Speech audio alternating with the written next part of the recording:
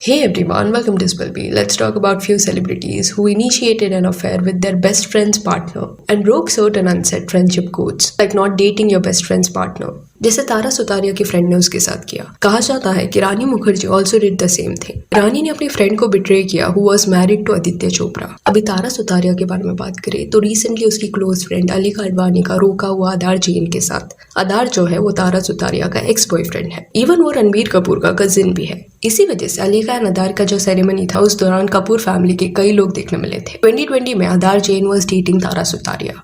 अभी इनके dating phase के दौरान इनके साथ अलीका अडवाणी भी देखने मिलती थी। वो तारा की काफी क्लोज फ्रेंड है एंड इवन आधार को भी वो बचपन से जानती है। तो इसी वजह से इन तीनों में ना एक टाइट फ्रेंडशिप भी था, जिसके चलते कई बार क्या होता कि तारा एंड आधार अगर साथ में होते तब उनके साथ अलीका भी टाइम स्पेंड करती हुई दिखाई देती। अब ये ऐसा नहीं था कि तारा एंड आधार का रिलेशनशिप कुछ महीने का था। It was a serious relationship, क्योंकि आधार अपने फैमिली फंक्शन में तारा को लेके गया था फैमिली से मिलाने के लिए एंड कई साल तक दे वर डेटिंग। आधार को आपने इवन कुछ मूवीज में भी देखा होगा। एनीवेज 2023 के स्टार्ट में आर्टिकल्स आने लगे दैट तारा एंड आधार का ब्रेकअप हो गया है। रीजन जो था वो क्लियर नहीं था, बट ब्रेकअप के कुछ महीने बाद 2023 में ही आधार वाज सीन विद अलीका एंड इस बार एज फ्रेंड्स वो लोग मीडिया के सामने नहीं आ रहे थे। उन्होंने अपना रिलेशनशिप ऑफिशियल कर दिया था कि वो दोनों एक दूसरे को डेट कर रहे हैं। अलीका जो इतनी अच्छी फ्रेंड थी तारा की एंड तारा उस पर ट्रस्ट करती थी, जिस वजह से तारा वाज ओके व्हेन अलीका उसके एंड उसके बॉयफ्रेंड के साथ टाइम स्पेंड करती। उस रिश्ते में अलीका थर्ड व्हील थी एंड मोस्टली कभी ये तीनों साथ में पार्टीज में वगैरह जाते होंगे तो तारा ने अलीका को इंक्लूडेड फील कराया होगा सो दैट उसे ऑड ना लगे, वो कंफर्टेबल रहे। पर एंड में वो इतनी ज्यादा कंफर्टेबल हो गई कि तारा को ये इक्वेशन से उसने निकाल दिया। Alekha took that position, she started dating Aadar Jain. Of course Aadar भी यहाँ पे फॉल्ट में है, वो तारा को डेट कर रहा था इतने साल से एंड स्टिल उसने ये किया। अलीका को जैसे ही वो डेट करने लगा उसके कुछ वक्त बाद उसने शादी के लिए भी उसको प्रपोज किया एंड अभी 2024 में इन दोनों का रोका भी हो गया है। तो तारो को यहाँ पे दो लोगों ने चीट किया, एक उसकी close slash best friend and दूसरे उसके बॉयफ्रेंड ने। दोनों रिलेशंस उसके स्पॉइल हो गए। अभी खुद का इमेज प्रोटेक्ट करने के लिए आधार एंड अलीका कभी एक्सेप्ट नहीं करेंगे दैट उनका जो रिश्ता था वो मे बी तब स्टार्ट हुआ था जब Aadar was already dating Tara. But timeline ऐसा है कि दिख रहा है कि सब जल्दी जल्दी हुआ है। तारा से ब्रेकअप, अलीका से रिलेशन ऑफिशियल करना, फिर अलीका को भी फैमिली फंक्शन में लेके जाना, उनसे मिलाना एंड देन ही प्रपोज्ड हर। इतना क्विकली जो डिसीजन लिया गया है, this in a way shows कि इन दोनों के बीच में पहले ही कॉन्वर्सेशंस हुए थे जब Aadar was not single. This is very wrong. There is a certain code, उसको आप ब्रो कोड कह लो, सिस कोड कह लो या गर्ल कोड कह लो। एक मॉरल कोड होता है कि आप अपने क्लोजेस्ट फ्रेंड के पार्टनर के साथ हैंग आउट अगर कर रहे हो तो उसको स्टील करने की कोशिश आप नहीं करोगे। बेसिक सा रूल है, don't go for taken man और वुमेन, क्योंकि ऐसे रिश्ते में कई लोग हर्ट होते हैं and that is very sad. Salman Khan की बॉडीगार्ड फिल्म में ये दिखाया गया था। करीना कपूर की बेस्ट फ्रेंड एंड में सलमान खान को लेके चली जाती है। Don't do that, don't be that best friend. आप एक नया रिश्ता किसको हर्ट करके स्टार्ट कर रहे हो देन एक बैगेज हमेशा रहेगा। देन रानी मुखर्जी एंड पायल खन्ना की फ्रेंडशिप में भी ना सिमिलर पैटर्न देखने मिला है। पायल खन्ना की शादी आदित्य चोपड़ा के साथ 2001 के साल में हुई। ये लोग चाइल्डहुड फ्रेंड्स थे, बचपन से जानते थे एक दूसरे को, प्यार हुआ एंड शादी कर ली। एंड आदित्य चोपड़ा वायरफ का part, a very big production house. वो दौर में रानी मुखर्जी के बारे में ये बोला जाता कि वो यश चोपड़ा से ना तभी काफी क्लोज थी। आदित्य जो है वो यश चोपड़ा के बेटे हैं, तो वायरफ के साथ हमेशा रानी का ना एक क्लोज रिश्ता रहा है। इवन पायल खन्ना के बारे में ये बोला जाता है कि एक पॉइंट पे वो एंड रानी अच्छे दोस्त थे। एंड फिल्म इंडस्ट्री में ऐसे इक्वेशंस देखने मिले हैं।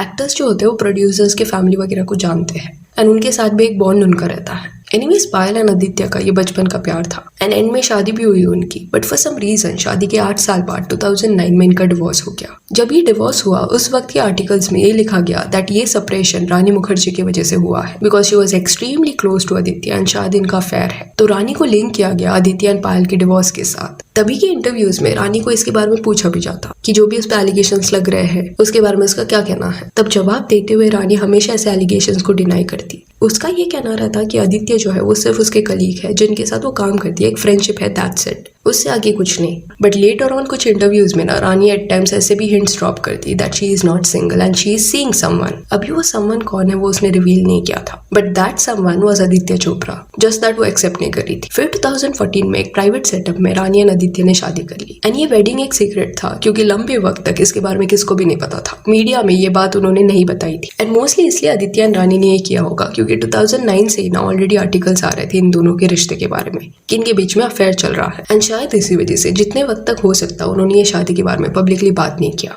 अभी जब इवेंचुअली ये शादी के बारे में पता चला तब रानी को बैकलैश मिला क्योंकि पायल खन्ना भी रानी की दोस्त थी एंड रानी से ज्यादा फॉल्ट आदित्य का है यहाँ पे बिकॉज वो हस्बैंड थे, ही वॉज मैरिड तो रिस्पॉन्सिबिलिटी ज्यादा यहाँ पे उनका था to act in a certain way. But अगर आप देखोगे तो आदित्य के कभी इतने इंटरव्यूज देखने नहीं मिलेंगे कहीं पे भी। बट रानी जो है वो मीडिया के सामने अवेलेबल थी, इस वजह से बैकलैश उसे मिला। शादी के बाद डायरेक्टली इंटरव्यूज में ना रानी का नरेशन चेंज हो गया। शी स्टार्टेड क्लैरिफाइंग कि उसने आदित्य चोपड़ा को डेट करना तब शुरू किया जब उनका डिवोर्स हो गया था, इसके पहले नहीं। तो इनके केस में भी timeline was very fishy. Then ऐसे ही सिमिलर सिनेरियो और एक फिल्म प्रोड्यूसर के मैरिज में देखने मिला, and that is Boney Kapoor. Boney Kapoor की शादी मोना जी से 1983 में हुई थी।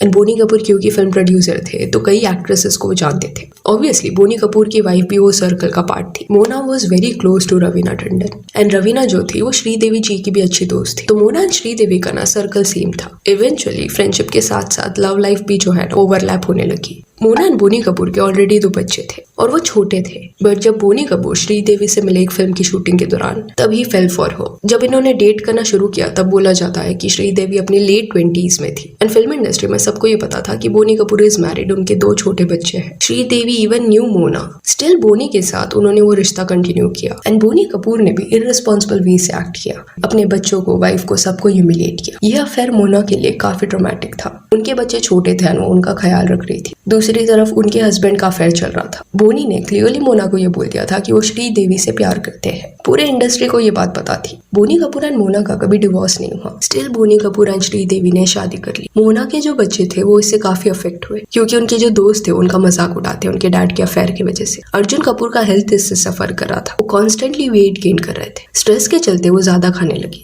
देन मोना जी भी हाइपरटेंशन से डील कर रही थी। उसके बाद वो बीमार भी पड़ी। एंड जब वो इल थी वो फेज उनके बच्चों के लिए टफ था, बिकॉज दे सॉ कि उनकी मॉम की कोई गलती नहीं थी, बट फिर भी वो सफर कर रही थी। एंड में 2012 के साल में मोना जी की जान चली गई। तो ये जो अटेम्प्ट लाइन बोला जाता है कि everything is fair in love, and इसी के चलते चीटिंग, अफेयर्स को भी लोग जस्टिफाई करने का ट्राई करते हैं कि प्यार के चलते ये सब हो गया। दे नीड टू रियलाइज कि doing wrong things in name of love is not fair, क्योंकि आप लोगों को कैसे ब्रेक करोगे अपने एक्शंस की वजह से, यू डोंट नो। एंड किसी के साथ इतना गलत करके आप अच्छा कैसे कुछ स्टार्ट कर सकते हो। See when a person is really young, at times उनको चीटिंग ये कंसेप्ट सब प्रॉपर्ली नहीं समझ आता, तो हो जाती है गलती। Not saying that it is okay, but ये कंसिडरेशन में लेना पड़ेगा कि एक एज रहता है जब we have a lot of energy, ऊपर से we are immature, hormonal changes हो रहे हैं बॉडी में, we are experiencing a lot of things. ऐसे केसेस में कंफ्यूजिंग सिनेरियोज में लोग अटक सकते हैं। तो आई एम नॉट सेइंग कि लोगों से कभी गलती नहीं होता, पर आज जो रिलेशंस या मैरिजेस के बारे में हमने बात किया है उसमें मोस्टली जो भी लोग इन्वॉल्व थे वो ग्रोन अप्स थे, वो एक्सपीरियंस लोग थे, अडल्ट्स, मैच्योर लोग हैं जो अपने लेट 20s या अर्ली 30s में थे। तो ये सिनेरियो में यंग लव, यंग एंड डम ऐसे स्टेटमेंट्स जो भी इनके फैंस देने वाले हैं उनके लिए क्लैरिफिकेशन मैंने दिया कि बचपने में गलतियां होना इज डिफरेंट। साउंड माइंड के साथ मल्टीपल लोगों को हर्ट करना इज अ चॉइस, वो बचपना नहीं है। सो या that's it for this video. Do let me know कि ऐसे फ्रेंडशिप्स या रिलेशनशिप्स के बारे में आपको क्या कहना है जहाँ पे लोग इतने ज्यादा सेल्फिश हो जाते हैं। And if you want you can follow us on Instagram, जिसका लिंक आपको डिस्क्रिप्शन में मिल जाएगा। और ये वीडियो अच्छी लगी तो लाइक एंड शेयर करें, और ऐसे और अपडेट्स के लिए चैनल को प्लीज सब्सक्राइब करें। Thank you.